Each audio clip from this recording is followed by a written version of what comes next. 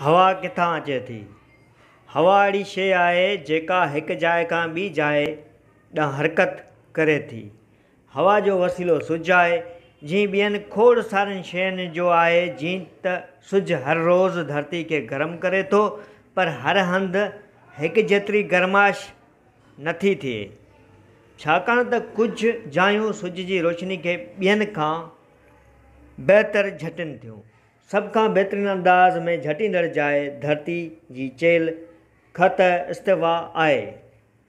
इहो ई सबबु आहे जो ख़त इस्तिवा जे वेझा इलाइक़ा गरम तरीन थियनि था, जहिड़ोकि झंग ऐं रेगिस्तान ऐं मैदानी इलाइक़ा वग़ैरह।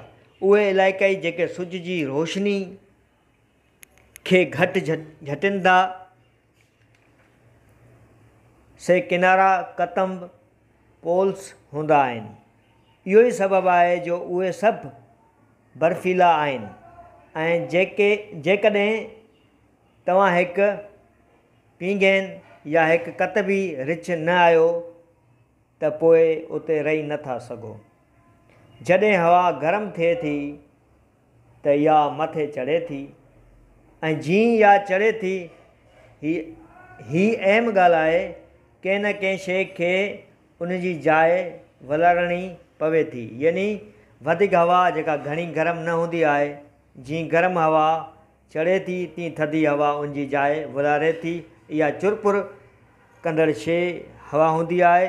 तूफ़ान में ऐं झेकून तॾहिं थियनि थियूं जॾहिं हवा तेज़ी सां हले थी, छाकाणि त घणी हवा मथे चढ़ी वई आहे ऐं ॿी हवा लाइ जाइ छॾे वञे थी जेका तकड़ी अचे थी। ताज़ी हीर तॾहिं अचे थी जॾहिं इहा आस्ते आस्ते हले थी, छाकाणि त थोरी हवा मथे चढ़ी हूंदी आहे।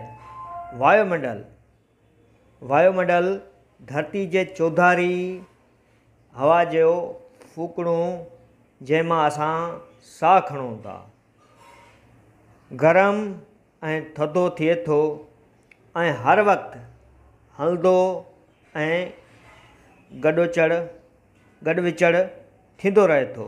इहो ई सबबु आहे जो मौसम तब्दील थिए थी। जेकॾहिं इहो सभु कुझु सिज जे मुनहसर आहे त पोइ राति जे वक़्तु हवा कीअं अचे थी? असुल में इहा तव्हां लाइ राति हूंदी आहे, पर हर हंधि राति नाहे हूंदी।